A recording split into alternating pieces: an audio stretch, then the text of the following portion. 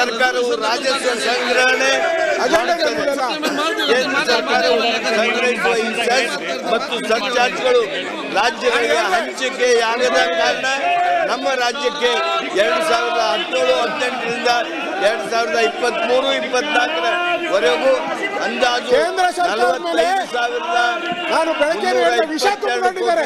ಈ ಸರ್ಕಾರ ವಿಷ ತುಂಬಿರೋ ಸರ್ಕಾರ, ವಿಷ ತುಂಬಿರೋ ಸರ್ಕಾರ ಇದು.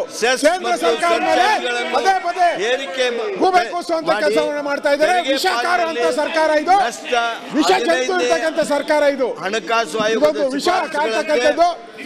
ಬಜೆಟ್ ಇಲ್ಲ, ಏನು ಮೆನ್ಷನ್ ಮಾಡಿಲ್ಲ, ಅನುದಾನವನ್ನು ಮತ್ತು 15ನೇ ಹಣಕಾಸು ಆಯೋಗವು ಇಂದಿನ ಕೇಂದ್ರ ಸರ್ಕಾರವನ್ನು ಬೈಯಕ್ಕೆ ಉಪಯೋಗ ಮಾಡಬೇಕಾಗಿದೆ. ಕಡಿಮೆ ಹಂಚಿಕೆ ಮಾಡಿದ್ದರಿಂದ 2015-18ರಿಂದ ನಮಗೆ 1,78,189 ಕೋಟಿ ರೂಪಾಯಿಗಳಷ್ಟು ನಷ್ಟವಾಗಿದೆ. ನಾನು ಮಧ್ಯಾಹ್ನ ಹೇಳಿದ್ದೇನೆ, ವಿಷಕಾರು ಅಂತ ಮನಸ್ಥಿತಿ ಸಿದ್ದರಾಮಯ್ಯನವರದು, ಅನ್ಯಾಯವನ್ನು